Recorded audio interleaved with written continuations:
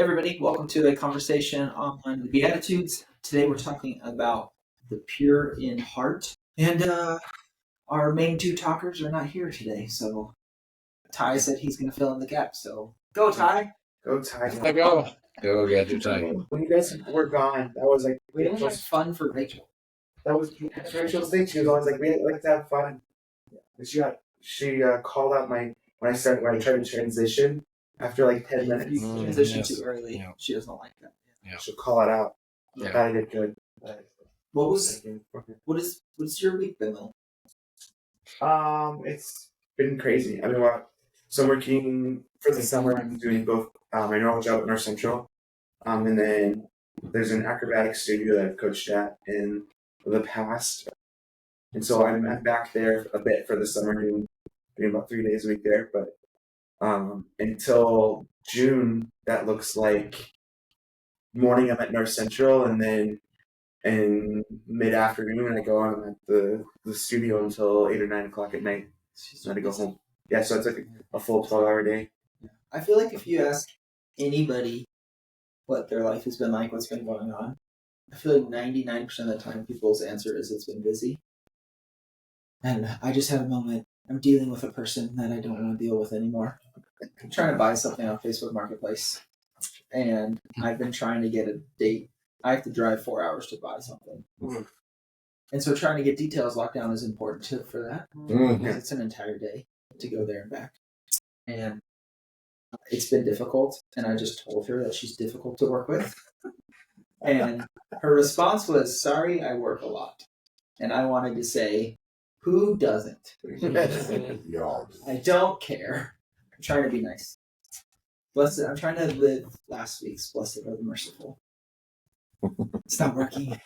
I may have made a joke about harming her, which wasn't good.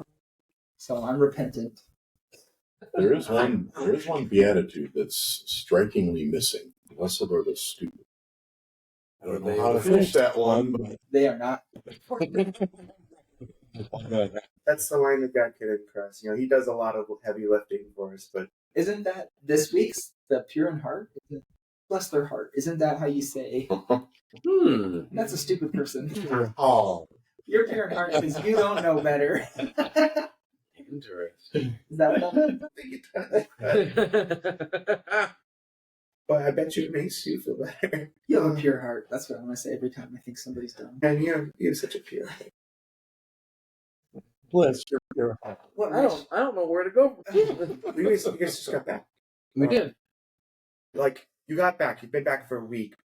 You missed last week's podcast. So, Oh, we podcast. we podcast this week? I was gone. We're like 2 weeks. 2 weeks ago we did. Ah, It does lead in perfectly because part of my issue with this lady and part of the moment where you think somebody's stupid is because of usually unmet expectations.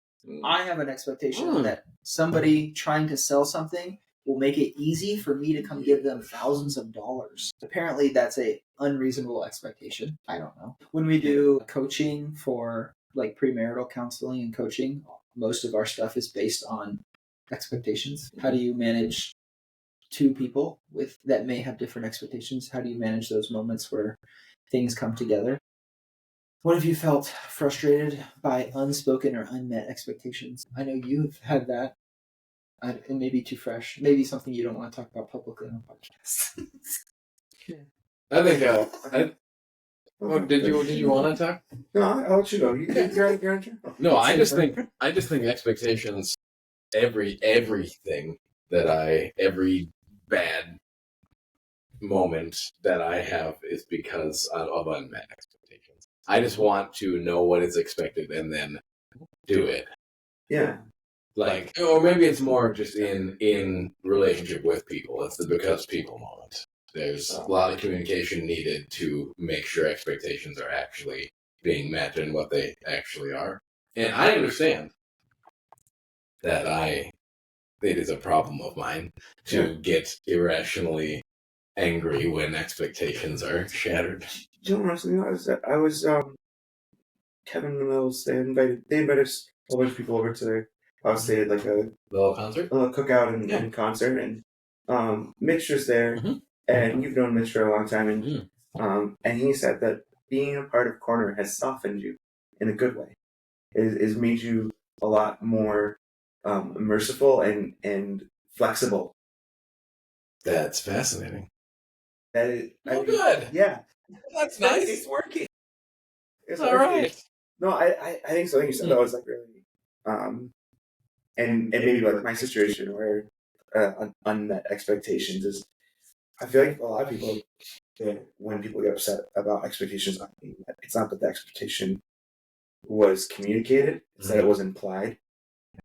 And so, I don't think people take enough time to explore and communicate their expectations. Would you rather have a moment of missed expectations happens? Which side would you rather be on? Would you rather be on the side that it was your expectation that was missed, or that you missed somebody else's expectation? I would rather be on the side of my expectation being missed for this reason. I will chronically take blame for everything, even if I guess I want to fix everything in the world, and so if there's a problem and it happened, I didn't prevent it, so it was my fault, even if I couldn't have prevented it.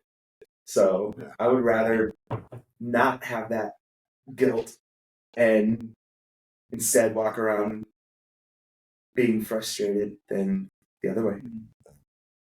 I think I'm the other side of that. Or yeah, I'm rather be on the, I've done my end of the transaction.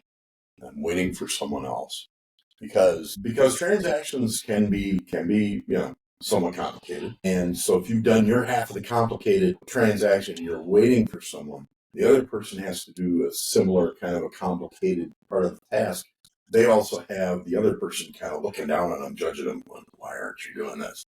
So to me, I'd rather be in the complicated and being in the, feeling like, my end of the, I've done my responsibility rather than doing complicated and having someone looking down on me for not. I don't like either of them. I think my expectations. Okay, another way to think about it that may, I think, make it clearer. Would you rather have too high of expectations for someone else, or someone have too high of expectations for you? Again, I'm also chronically hopeful, and like Rachel doesn't get it, where I'm like, no, they're gonna come through. Promise they're gonna come through, and then they don't. Or I want more out of someone, and I'm in this weird spot where I'm very trusting of people, but also I don't have very high expectations of people. And I think those actually probably help one another. Yeah. My letdowns aren't usually that catastrophic. I usually go, they're people. Rich doesn't like any of it. I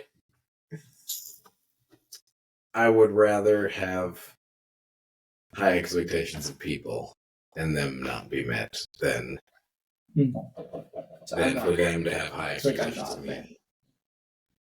But it's so close though. Yeah. So Phil Ensminger, shout out to Phil, sent Greg and I essentially a little assessment about what our sabotage things are, what we end up doing to an extreme that sabotages leadership sometimes and some other stuff. And one of my highest ones was hyper-rational. So when Greg asked the question, the first thing that was in my head is all of the other parts that pour into it, because I can go through and it's like, well, I can't just answer that question because I have to rationalize this. He's sabotaging the conversation. And I'm sabotaging the conversation because of it. But I did answer the question, and I think that's good. But there's a lot more nuance to it that we could go into for hours. Yeah. But in a moment you have high expectations, or just any expectations for somebody, and they're not met, does the motivation for that unmet expectation, does that change things for you? Like Rich and I were talking on the way here about working with people and how change is hard for people sometimes. And so sometimes people will just do anything other than change the thing that needs to be changed because it's easier. And I'm far on the side of let's just try. If we're trying and fail, it's great. It's when we don't try and fail that will drive me nuts. And so for me, that the try and fail for me is a good example of pure heart. Like I'm gonna be hopeful. For me, pure heart means we're operating out of hope. I think relationship affects expectation. Probably for everybody, but definitely for me. Like, I'm going to expect way more out of someone who, one, is either in a position like that's what they do, that's the goal of their vocation or strengths or whatever, or if we've had that presence over time for years, and I know, like, all of those things, the strengths and, like, what you like to do or don't like to do. Like, I'm going to probably have deeper expectations for people who I know than for someone that I see on the street and go, well, I'm not going to expect you to do these things that I would expect Ty to do, right? It's like, and then I wouldn't expect Ty to do things that I maybe would expect like my brother to do. Like it just gets deeper and deeper. But I think that it affects. I think it affects this story as well. But yeah, when you're the one with the expectations, you have a modicum of control because a lot of times I try to say, okay, I'm going to have the lowest possible expectations, so I'm not disappointed. And just not, this is how I would do it, but that's not me, so I need to, and that's part of delegation when you're in leadership, is saying, I know that it won't get done exactly like I do it, and that's okay. Yeah, it's believing the best, and maybe even trusting that you don't know what best actually is. That's kind of the hardest part. And on the other side of it, I want to be as transparent as possible, so people, when they ask me for things, can look and go, I know that this 80% is going to get done great, and this 20% is going to be okay, because I know Rich. Like, I know all, like, yeah. And I hope that I communicate in a transparent way so that it goes the other direction. We've been interrupting Ty for no, it's fine. No, I mean maybe in the paradigm of my beliefs is, and this is shaped by a college professor had this statement.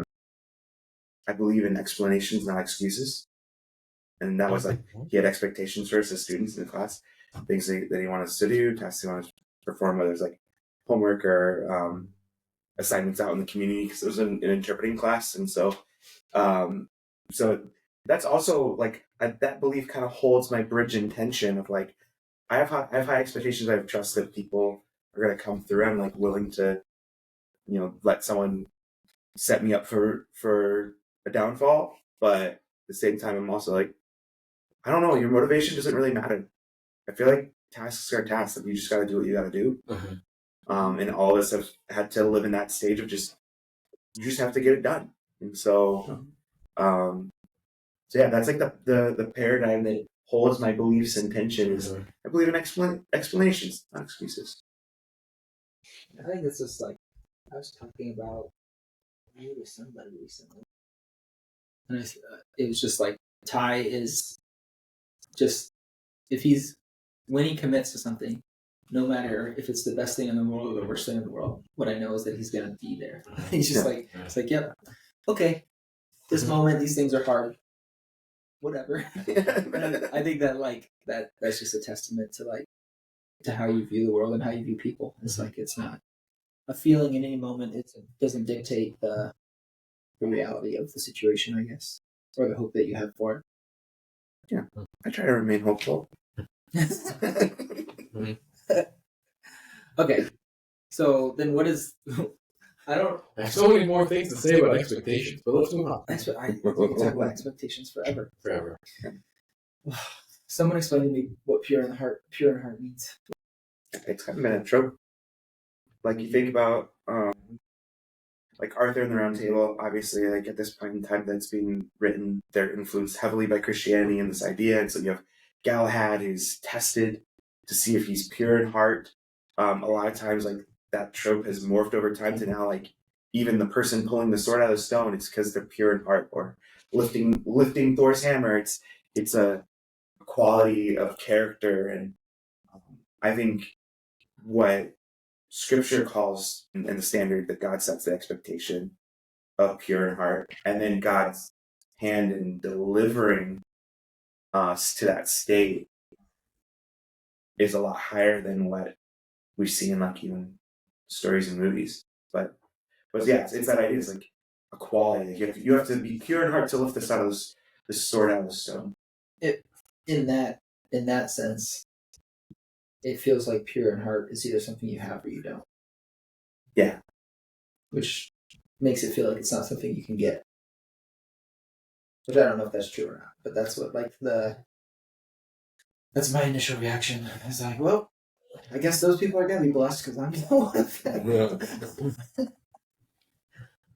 I think that's like the message of, at least part of the message of the gospel, though, is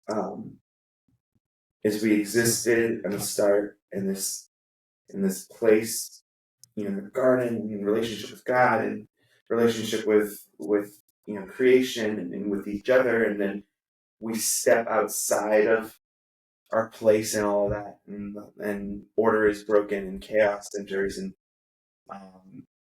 reigns, and it's this story of like people are chaos, hunger. There's a certain level of chaos that everybody enjoys. That's why like sports are enjoyable. There's a certain level of chaos that everybody enjoys.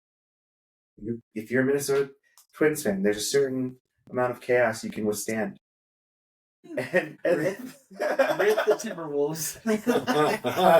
Good job, Ty.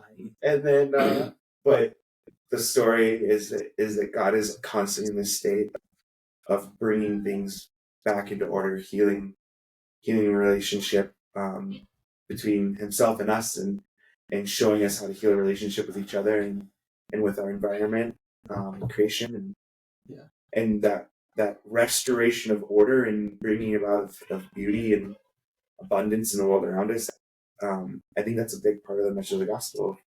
Yeah, What God accomplishes in and through us. I think this beatitude, I'm gonna go out on a limb. It's just a feeling that I have, but I feel like this one is different than the other ones so far.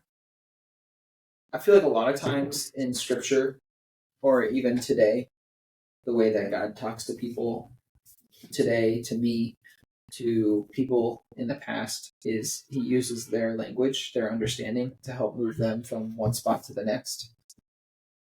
And I feel like this language, blessed are the pure in heart, for they will see God, spoken to a Jewish audience, reflects the work of the priests in the tabernacle. The priests were the only ones that were pure enough that they had the way to become ritually pure to enter the Holy of Holies and actually be in God's presence. And so it's this phrasing, I think, is saying what was available to be in God's presence to the priests in the tabernacle and the temple is now available to everybody. It's not for a select few, it's for everybody. That doesn't answer my question about how do we become more pure in heart. But I do think this is a opening of the door from people that thought I would never be able to be in God's presence to, no, you are people that can be in God's presence, and here's the path to do that. One of the commentaries that I looked at, it said that it's not restricted to moral or physical purity. It's someone who loves God with all his heart, with an undivided loyalty, and whose inward nature corresponds with outward profession. Which I think it's the ambulance principle. It's the being and doing. It's your profession outwardly is changing your inwardly, which is changing, like affecting your outward, and then that's how you live. So I think that it's a slow burn for some of us. Because there's a lot of people that there's a lot of people that look good just because they're concerned about looking good, and that was the Pharisees and Sadducees. But like the priests, their motivation was to that their the way they appeared was an outgrowth of their hard attitude, and and even there was a concession for that, because every priest when he went into the Holy of Holies had something tied around his ankle in case he wasn't, It'd a lot more work if it was the Pharisees going in there. And I think it's available to everyone now, Yes. but there's work that needs to be done. That's not like the rest of the Beatitudes. It's action. It's not passive. It's not all of a sudden, you're pure in heart, cool. Just, Yeah. I have achieved it, and now I'm done. I say this to a lot of people, and it's probably going to get me in trouble. nice. I think that the mid 1900s evangelism circuit revival movement of Billy Sunday and Billy Graham, and that was really damaging to Christianity, and that the biggest invention out of that wasn't the way that they operated their service, but the idea of the sinner's prayer. At least the way that we think of it modern. And that there's this moment, you say the sinner's prayer, you ask Jesus into your heart, and like there's like, oh, it's like the little kid version, and then you go big kid. But that's the moment you become Christian, boom, that's when you become a Christian. And then you're a Christian until you decide you're not a Christian. But like all your sins are, and like that becomes the goal. The goal becomes, can we get people saved? Can we get people to say the prayer? Can we get people to a moment? And we were talking about premarital counseling and how there's this conversation expectation. And Scott has this saying that it's not about the crossing the Jordan; it's everything that comes after. And it's that continual one. So like I definitely am a big believer that it's not the sinner's prayer; it's the sinner's lifestyle.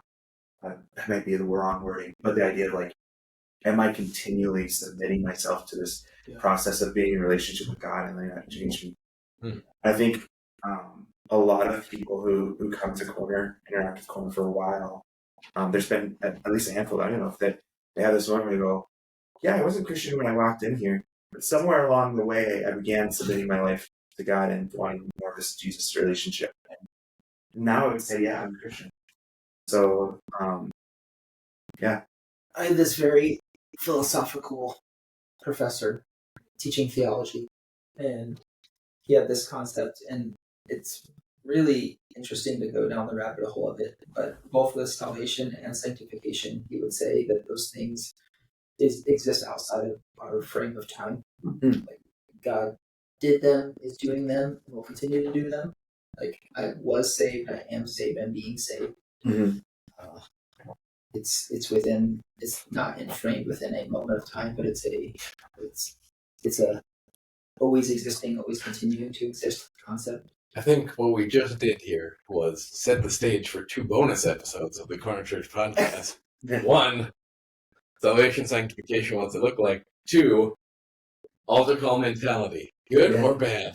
Like, so join our Patreon. all Patreon supporters get. And I think that the pure in heart falls into that. Pure in heart is it's something that we do and strive for, but it's something that God sees in his outside of timeness, I think. And that reflects what Paul said. He talks about don't be drunk with wine, but be filled with the Spirit. The actual word there means being filled. It's an active thing that doesn't stop. It just goes. Why do we like to freeze time and use those as opportunities? The only benefit that gets us is the ability to judge ourselves and judge others, which is not our job anyways. We want certainty. We want control. Certainty is safe. It's that element of control that we want to grasp. We want to grasp that, and that's what's appealing to a lot of people about systems and structures of religion and yoga and science and all these different ways. Like we're always trying to find ways to grasp that control. And by being able to mark a moment, this is when you become a Christian. Yeah, that's just one more way to grasp with more control. I think when Jesus left the earth, his last thing was go and make disciples, and I think that we like to go, okay, that's one solid go someplace else and make disciples, when really it's the, like being filled. It's as you are going about your life, make disciples. It's the onward, As the we are being continual. disciples. As you are, yes, you are going to be being discipled, so keep discipling. And it continues. I think it's important. Well, that's what we're going to leave it today. I don't know if we figured out how to do it, but join us on Sunday, and we'll go a little deeper on the tables. Hopefully.